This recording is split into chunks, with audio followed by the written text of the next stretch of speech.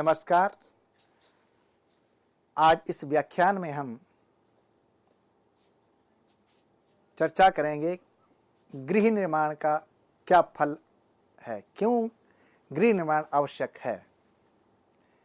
इससे पूर्व के व्याख्यान में हमने आपसे वास्तु क्या है, वास्तु क्यों आवश्यक है, गृह निर्माण क्यों आवश्यक है और हमारे ऋषियों महर्षियों ने गृह निर्माण के लिए क्यों इतना आवश्यक बताया गया है, इस विषय में चर्चा की। आज इस द्वितीय व्याख्यान में हम गृह निर्माण का फल इस विषय में चर्चा करेंगे।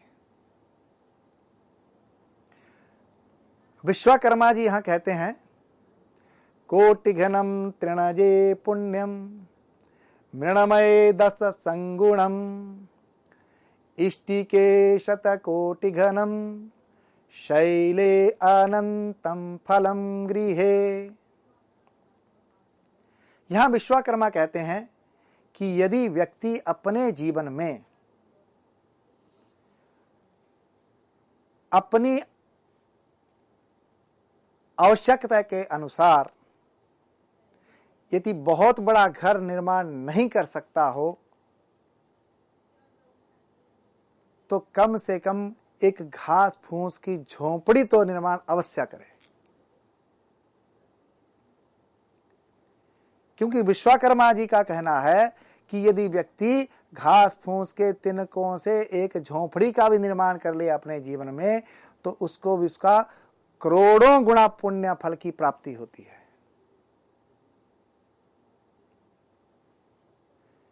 जैसा कि आप सभी जानते हैं कि समय के अनुसार हमारे देश की संस्कृति में भी परिवर्तन हुआ है। प्राचीन काल में लोग घास फूस की झोंपड़ियों में रहते थे। प्राय सामान्य जन बड़े बड़े महल और बड़े बड़े जो घर होते थे या संपन्न लोगों के पास होते थे अथवा राजा महाराजाओं के यहाँ होते थे। तो विश्वकर्मा जी का कहना है कि करोड़ों गुना फल केवल घास फूस की झोंपड़ी के निर्माण करने से व्यक्ति को प्राप्त हो सकता है। और यदि मिट्टी से गृह निर्माण करे, मिट्टी का घर बनाए, जैसा कि वर्तमान में अब आजकल जो मैं देख रहा हूं या आप लोग भी जान रहे हैं कि इस प्रकार का पुनः जो है मिट्टी के घरों के विषय में चर्चा हो रही है। क्योंकि हमारा जो पांच भौतिक शरीर है इसमें सबसे अधिकता है मिट्टी की। इन पांच महाभूतों में पृथ्वी, जल, तेज, वायु और आकाश, ये जो पांच महाभूत हैं इनसे हमारे शरीर का निर्माण हुआ है। और इन्हीं पांच महाभूतों के आधार पर हम वास्तु शास्त्र को जानते हैं। ये संपूर्ण वास्तु शास्त्र का आधार भी ये पंच महाभूत हैं। इसलिए आप गृह निर्माण में देखते हैं कि सबसे ज्यादा जो प्रयोग है वो मिट्टी का है। उसमें आज के स्वरूप में देखें तो वो मिट्टी के रूप में सीमेंट हो सकता है, पत्थर हो सकता है या ईंट हो सकती है, लेकिन कहीं ना कहीं उसका संबंध मिट्टी से ही है। इसलिए आगे विश्वकर्मा कहते हैं कि मिट्टी से गृह निर्माण करने पर 10 करोड़ गुना फल की प्राप्ति होती है, अर्थात 10 करोड़ पुण्य फल की प्राप्ति होती है। और यदि ईंटों के द्वारा हम गृह निर्माण करते हैं तो 100 करोड़ गुना पुण्य फल की प्राप्ति होती है। और यदि पर्वत पत्थर आदि से गृह निर्माण करते हैं तो उस फल का तो कोई परिमाप ही नहीं है, अर्थात अनंत गुणा पुण्य फल प्राप्त होता है। इसलिए व्यक्ति को जीवन में गृह निर्माण अवश्य करना चाहिए।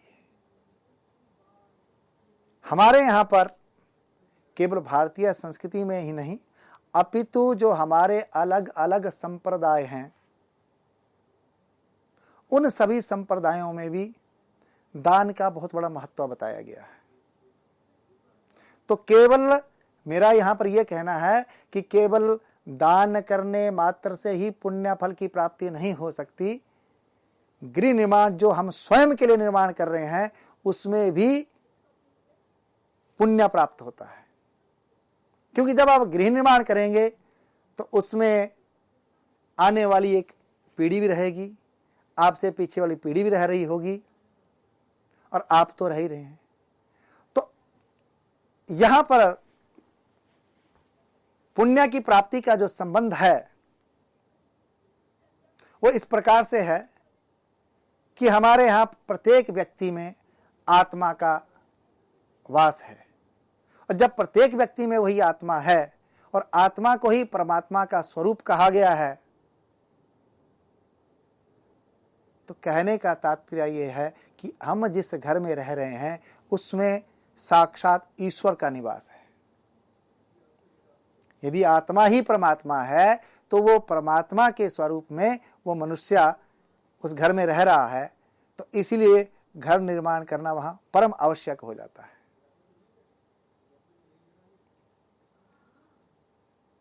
ये विषय तो हो गया घर निर्माण क्यों आवश्यक है, उसका क्या फल है, उसकी निर्माण करने से कौन से घर निर्माण करने से कितने पुण्य फल की प्राप्ति होगी। मित्रों, यहां पर विषय है कि व्यक्ति को अपनी जो आमदनी है, जो उसके संसाधन है धन कमाने के, उसके अनुरूप ही घर का निर्माण करना चाहिए। क्योंकि हमारी आमदनी तो बहुत कम है और हम आज बैंकों से ऋण ले लेते हैं और गृह निर्माण कर लेते हैं, तो उसके बाद भी हम परेशान ही रहते हैं, दुखी रहते हैं। तो शास्त्र का ऐसा कहीं पर भी कोई ऐसा उद्देश्य नहीं होता है, क्योंकि शास्त्र जो होता है वो धर्म, अर्थ, काम और मोक्ष, इन ये जो चार हमारे जीवन के, हमारी संस्कृति के प्रधान विषय हैं, इस ओर ले जाने वाला होता है। इसीलिए हमें धर्म पूर्वक ही सब कार्य करने चाहिए, वह चाहे गृह निर्माण हो, वह चाहे आपका वाहन क्रय करने से संबंधित विषय हो। अब आगे हम वास्तुशास्त्र में देखते हैं, शास्त्रकार यहां कहते हैं कि गृह निर्माण का तो अनंत गुणा फल की प्राप्ति तो मिलेगी ही मिलेगी आपको, परंतु यदि आपके पूर्वजों द्वारा घर निर्माण किया गया है और आज वह घर समय और स्थिति के अनुसार वो जीर्ण हो चुका है, तो उसके जीर्णोद्धार करने का भी एक विशेष फल बताया गया है। उसके करने मात्र से भी आपको पुण्य फल की प्राप्ति होगी।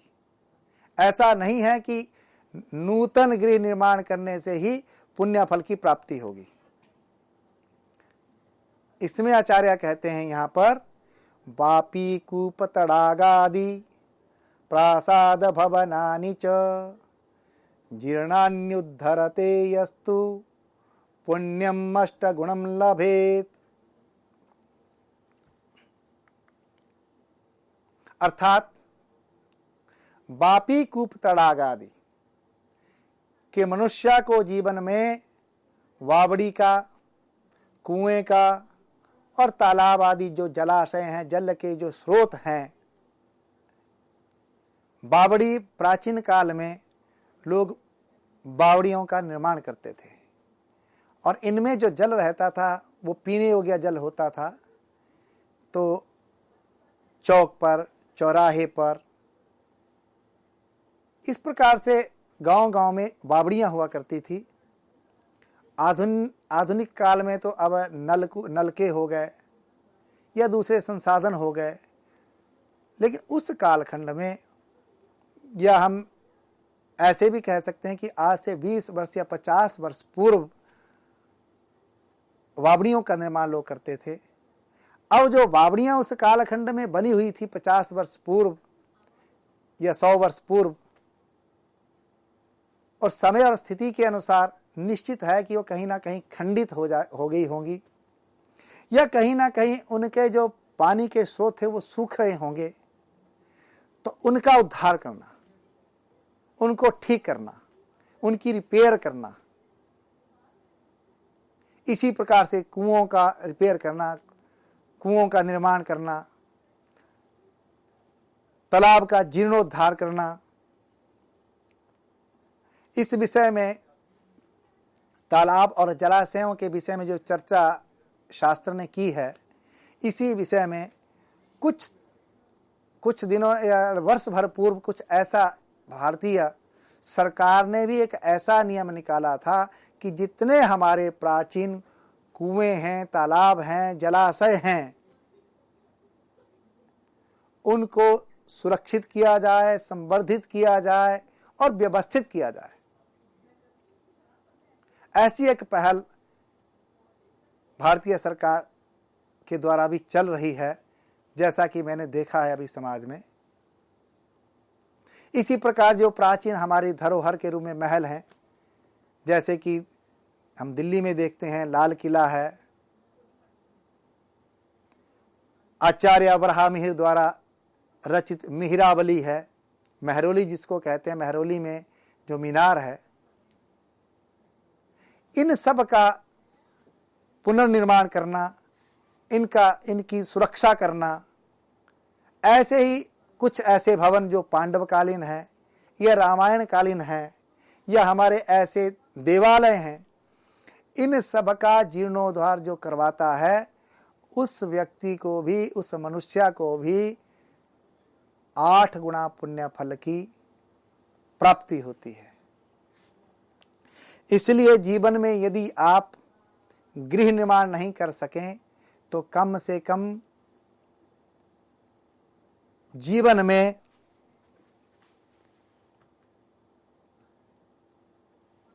पापी, कूप, तड़ाग आदि का और प्रसाद भवनों का जीर्णोद्धार से तो निश्चित रूप से करना ही चाहिए, क्योंकि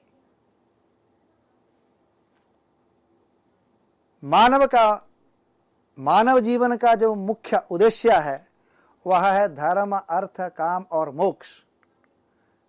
अर्थात मोक्ष से संबंध है कि पुनरपि जननम पुनरपि मरणम, कि हम बार बार जन्म लेते हैं कर्मों के अनुसार और बार बार मृत्यु को प्राप्त होते हैं। तो इन सब से मुक्ति कैसे मिले शरीर को? जो आत्मा हमारी बार बार जो है जन्म लेती है, कर्मानुसार हम फल भोगने के लिए इस धरा पर आते हैं, तो इससे मुक्ति कैसे मिले? ये मुक्ति का संसाधन केवल मोक्ष है, और मोक्ष का अर्थ यहाँ पर यह हो जाता है कि यह हमारी जो आत्मा का संबंध है ये सीधा परमात्मा से हो, परमात्मा से उसका मिलन, हम परमात्मा में ही ये आत्मा समा जाए। इसलिए वहां पर मोक्ष के विषय में चर्चा होती है।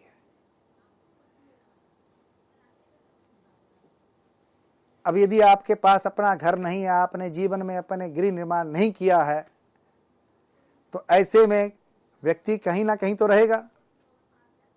कई बार ऐसा भी सुनने में भी आता है, दृष्टिगोचर भी होता है, ऐसा होता भी है संसार में कि कुछ लोग अनावश्यक किसी के घर में कब्जा कर लेते हैं, किसी के घर में बैठ जाते हैं, या किसी के यहाँ अपना समय जीवन व्यतीत करते हैं। तो ऐसे में दूसरे के घर में किया हुआ पुण्य कर्म, उसका फल किसको मिलता है इस विषय में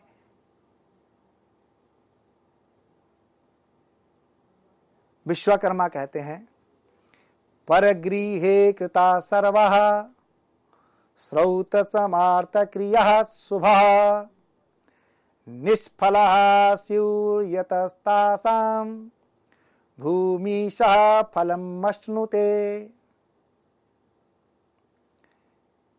परगृहे कृता सर्वा, जितनी भी समस्त क्रियाएं हैं, श्रौत समार्थ आदि। अब यहां पर एक बहुत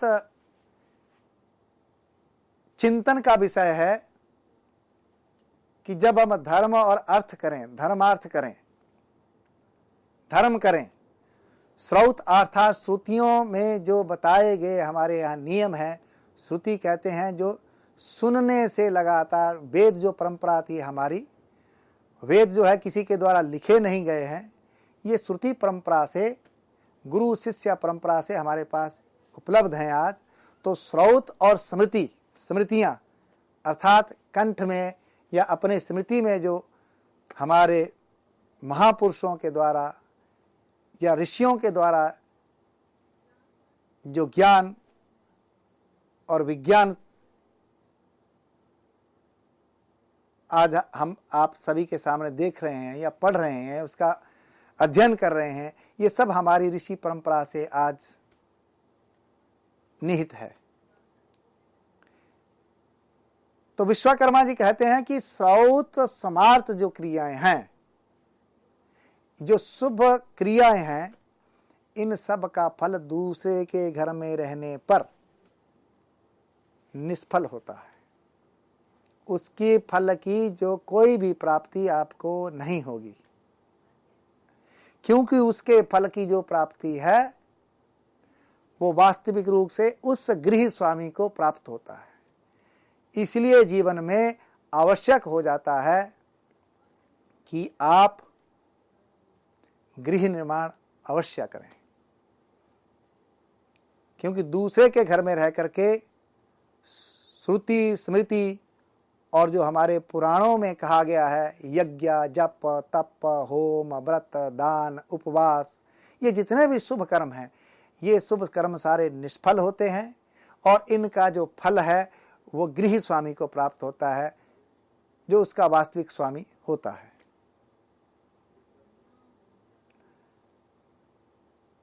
अब हम अग्रिम श्लोक में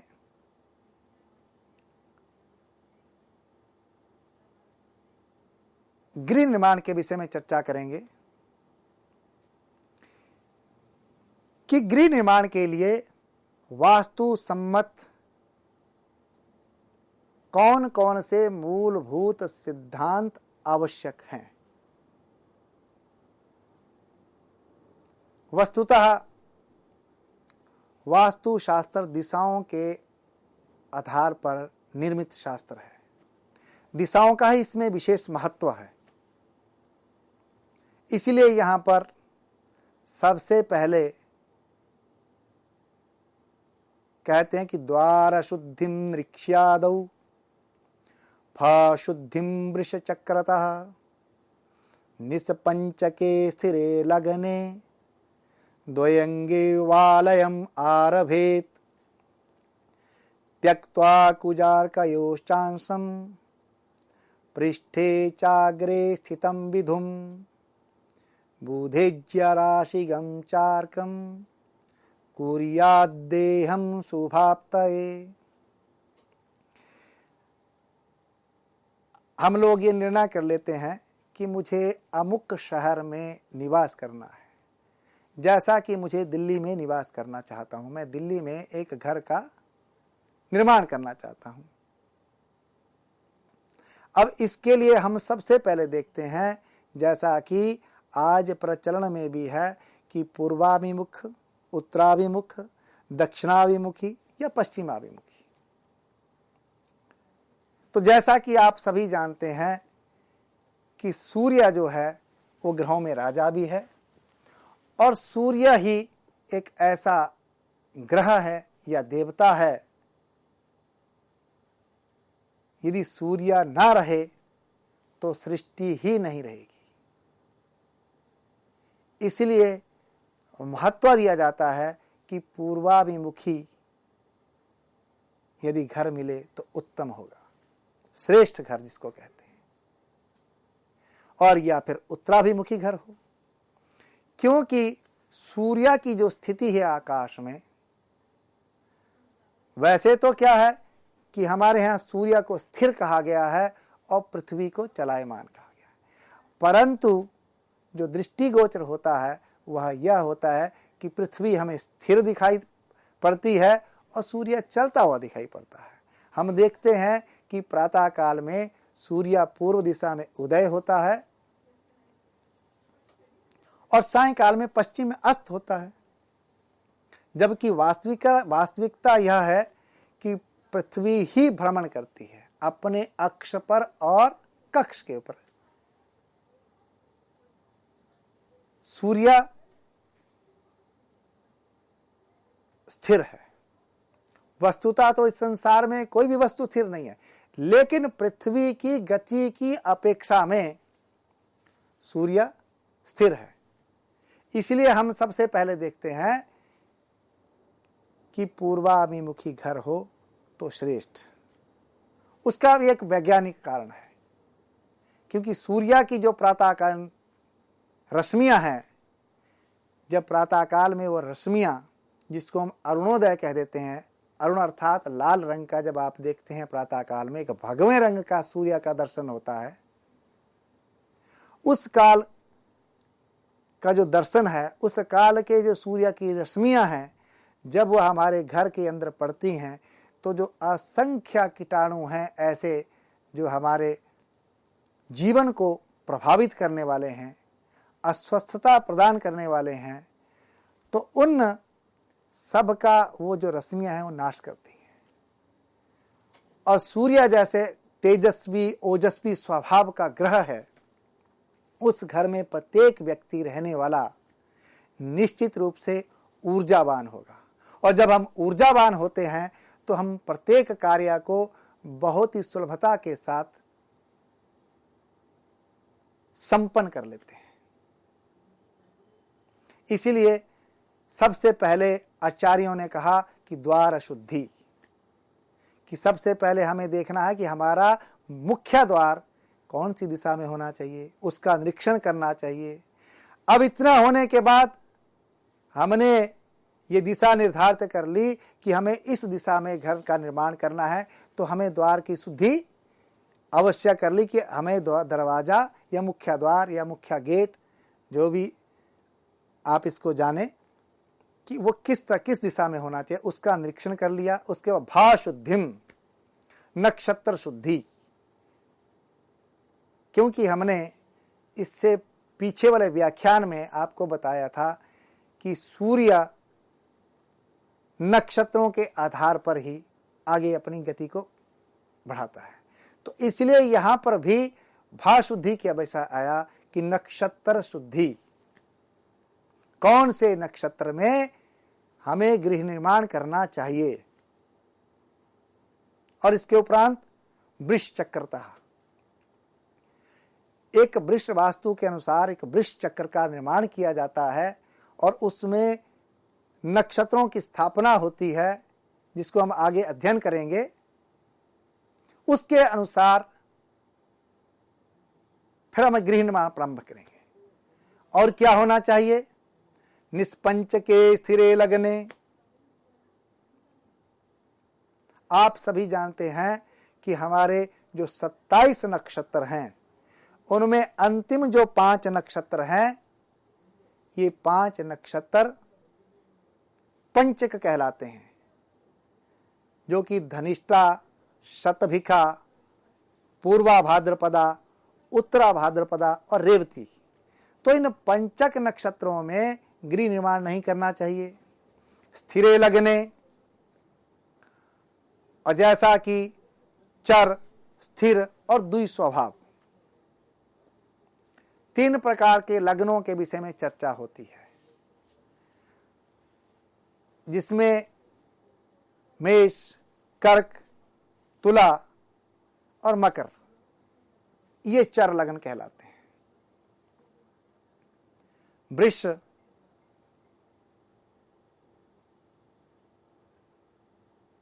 सिंह, वृश्चिक और कुंभ, ये जो लगन है ये स्थिर लगन कहलाते हैं।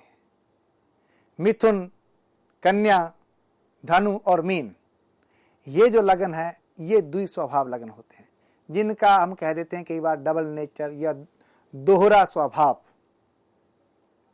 तो ऐसे में हमें गृह निर्माण चर लगन में नहीं करना चाहिए।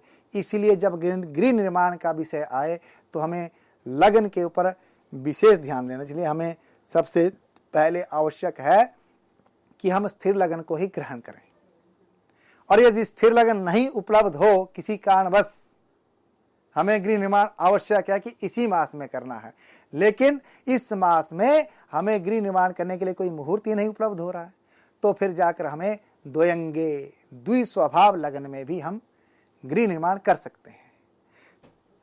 अब इसके आगे कहते हैं आचार्य कि त्यक्त्वा कुजार्कयोष्टांसम, किसके साथ साथ हमें मंगल और सूर्य के नौमांस और अपने सम्मुखस्थ और पृष्ठस्थ 2 चंद्रमा और बुध एवं बृहस्पति की राशियों में स्थित सूर्य को छोड़ देना चाहिए और शुभ फल की प्राप्ति के लिए शुभ समय में गृहारंभ करना चाहिए। तो इतना कहकर मैं अपनी वाणी को विराम देता हूं। नमस्कार। पुनः अग्रिम व्याख्यान में हम आपसे इस शास्त्र पर चर्चा करेंगे। धन्यवाद।